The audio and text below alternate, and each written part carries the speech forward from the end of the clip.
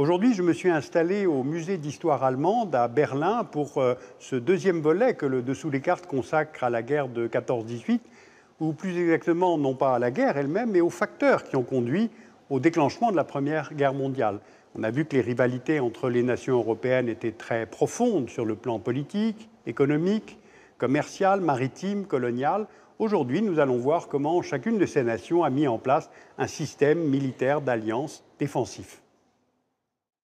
Voici l'Europe en 1871, c'est-à-dire au lendemain de la victoire de la Prusse sur la France et de la proclamation de l'Empire allemand dans la Galerie des Glaces à Versailles. La France a perdu l'Alsace-Lorraine et le chancelier Bismarck cherche à protéger le nouvel État allemand d'une possible revanche de la France. Pour cela, il se rapproche de son ancien adversaire, l'Autriche-Hongrie, et en 1873, l'Allemagne signe un premier accord international dit Entente des trois empereurs avec l'Autriche-Hongrie et la Russie. En 1882, une nouvelle alliance voit le jour, intégrant l'Italie mais excluant cette fois la Russie, car les ambitions et les manœuvres de Saint-Pétersbourg dans les Balkans, tout comme ses visées sur les détroits turcs, sont en opposition avec les intérêts de Vienne. La position de l'Italie, qui participe à cette triple alliance, est ambiguë. D'une part, Rome s'oppose à Vienne à propos des terres dites irrédentes que sont le Trentin, la Vénétie julienne et la Dalmatie, mais d'autre part, l'Italie dépend financièrement de la France, puisque la Bourse française détient 60% de sa dette extérieure. En 1902, les deux pays signent un accord secret qui prévoit la neutralité de l'Italie en cas d'attaque allemande sur la France. Et en 1914, lorsque la guerre éclatera, l'Italie décidera de rester neutre, du moins dans un premier temps. La formation de cette triple alliance entraîne la formation d'un second bloc opposé. En 1907, nous voici avec la Triple Entente.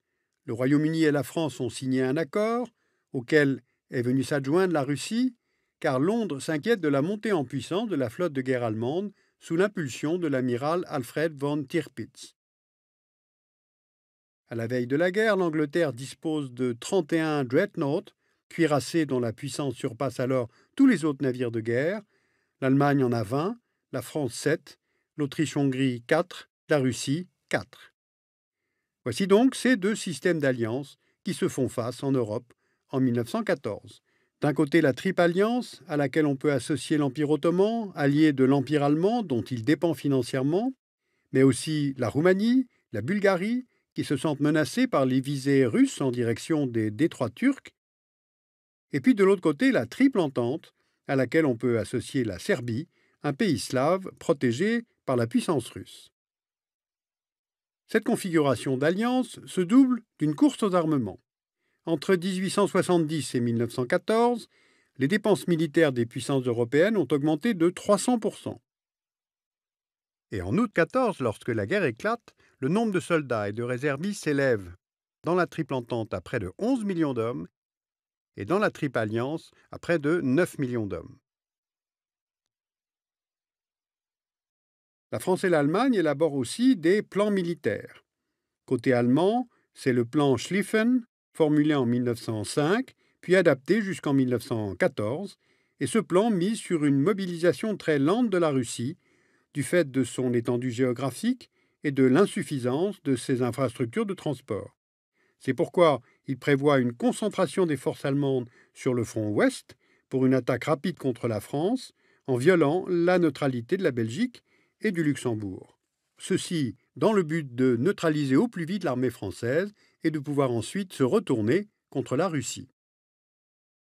Au contraire, le plan français, dit plan 17, conçu en 1913, prévoit de concentrer les troupes françaises à l'est afin de bloquer les troupes allemandes et de récupérer l'Alsace-Lorraine.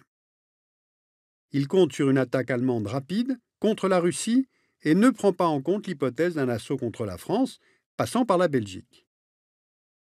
Ces deux plans commencent à être mis en œuvre, tandis que les tensions montent entre la France et l'Allemagne, du fait des rivalités coloniales, notamment sur le dossier marocain. Alors que se passe-t-il ? En 1905, le sultanat du Maroc est l'un des derniers territoires d'Afrique du Nord qui n'est pas sous domination européenne. La France envisage d'y établir un protectorat, mais l'Allemagne refuse la perte de ce marché colonial et des enjeux commerciaux et douaniers qui s'y rattachent. En somme, elle veut avoir sa part de conquête coloniale. Eh bien, cela débouche sur une première crise cette même année, lorsque Guillaume II visite Tanger, y rencontre le sultan Abdelaziz, et il déclare que le Maroc doit rester libre et indépendant, et qu'il est prêt à entrer en guerre si la France ne renonce pas à ses ambitions marocaines. Une autre crise a lieu encore en 1911, lorsque l'Allemagne envoie la canonnière SMS Panther dans la baie d'Agadir. Après de longues négociations entre la France et l'Allemagne, un accord diplomatique est trouvé entre les deux pays. L'Allemagne accepte les prétentions françaises sur le Maroc. Eh bien, vous voyez sur cette loupe la cession de territoire français en Afrique équatoriale au profit d'un Cameroun allemand. Et en 1912, le protectorat français est finalement instauré sur le Maroc. Eh bien, les ambitions européennes sur le Maroc sont un peu le symbole des enjeux de cette période. Mais lorsque la guerre éclate quelques années plus tard, ce ne sera pas du fait des rivalités coloniales, mais à cause du dossier des Balkans.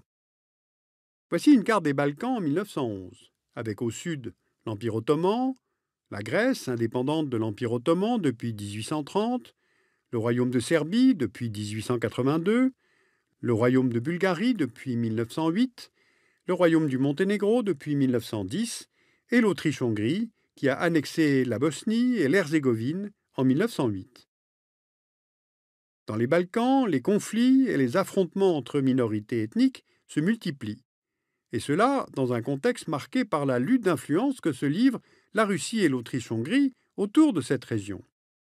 Les Bulgares, les Serbes, les Grecs, les Monténégrins s'allient alors pour prendre la Macédoine à l'Empire ottoman, autrement dit pour évincer l'Empire ottoman de ses dernières possessions européennes. C'est l'origine de la première guerre balkanique qui éclate en octobre 1912. En mai 1913, à l'issue de la première guerre balkanique, les frontières ne sont pas officiellement fixées, mais on voit ici les gains territoriaux des pays vainqueurs. Et de plus, les frontières d'un nouveau pays, l'Albanie, sont tracées, mais son territoire est occupé par les Monténégrins, les Serbes et les Grecs. En somme, l'Empire ottoman perd la majeure partie de ses territoires européens. Mais le partage des terres conquises entre les vainqueurs est difficile, en particulier le partage de la Macédoine revendiqué par une Bulgarie qui s'estime lésée. Une deuxième guerre balkanique éclate en juin 1913 contre la Bulgarie cette fois. Les Bulgares se retrouvent seuls contre leurs anciens alliés, serbes, grecs, mais aussi la Roumanie et l'Empire ottoman coalisés. En août 1913, à l'issue de la deuxième guerre balkanique, on voit les gains territoriaux. La Bulgarie, défaite, doit laisser la Grèce et la Serbie se partager une grande partie de la Macédoine. La Serbie, sortie vainqueur des deux guerres balkaniques, devient la première puissance régionale des Balkans. En somme, si je résume, ce qui est évidemment impossible, on a des conflits entre États récents, des conflits entre empires finissants, des conflits de minorités et des nationalismes. Ainsi, les Balkans concentrent tous les éléments de tension non maîtrisables. Et de fait, c'est dans ce contexte qu'intervient l'attentat de Sarajevo, le 28 juin 1914, dont le mobile se fonde sur tous ces facteurs de tension. L'héritier du trône d'Autriche-Hongrie, l'archiduc François Ferdinand, est assassiné avec son épouse par un Serbe de Bosnie, opposé à l'occupation autrichienne. L'Empire austro-hongrois met en cause la Serbie, lui adresse un ultimatum avec l'assentiment d'Allemagne. Cet ultimatum, en 10 points, exige notamment la participation des Autrichiens à l'enquête, ce qui est considéré par Belgrade comme une incursion dans les affaires intérieures du pays. Donc les Serbes rejettent l'ultimatum. Le 28 juillet, l'Autriche-Hongrie déclare donc la guerre à la Serbie. Le 30 juillet, la Russie, alliée de la Serbie, déclare la guerre à l'Autriche-Hongrie. Le mécanisme des alliances, triple entente, triple alliance que nous avons décrit plus haut, se met alors en route. Le 1er août, l'Allemagne déclare la guerre à la Russie. La France, qui vient de perdre le pacifiste Jaurès, assassiné comme un symbole le 31 juillet par un déséquilibré, réagit en mobilisant ses troupes pour défendre la Russie. Le 3 août, l'Allemagne déclare la guerre à la France, puis envahit la Belgique, restée neutre, en application du plan Schlieffen. Eh bien, c'est un casus belli pour le Royaume-Uni, qui déclare alors la guerre à l'Allemagne le 4 août. La Première Guerre mondiale a donc commencé. Ce premier conflit mondial a donc ouvert sur la formation de la première république parlementaire en Allemagne, l'arrivée de Lénine au pouvoir à Moscou, la création de l'URSS, la naissance des deux grands totalitarismes que sont le stalinisme et le nazisme. Et d'ailleurs, on peut noter que les commémorations autour de 1914 sont beaucoup plus importantes et nombreuses en France qu'en Allemagne, qui semble comme plus préoccupée de savoir encore aujourd'hui le mal qu'a pu faire le nazisme et en Allemagne et en Europe, que convaincue de la nécessité de se pencher à nouveau, une fois encore, sur la guerre de 14-18. Vous pouvez lire La Première Guerre mondiale de John Keegan, vous pouvez lire Les Relations internationales de 1871 à 1914 de Pierre Milza aux éditions Armand Collin sur les facteurs qui conduisent à la guerre. Et puis Christopher Clark publie chez DVA en langue allemande et chez Flammarion le livre Les Somnambules, comment l'Europe a marché vers la guerre. Et puis je voulais vous signaler qu'une exposition intitulée Été 14, les derniers jours de l'Ancien Monde se tiendra à la BNF du 25 mars au 3 août 2014.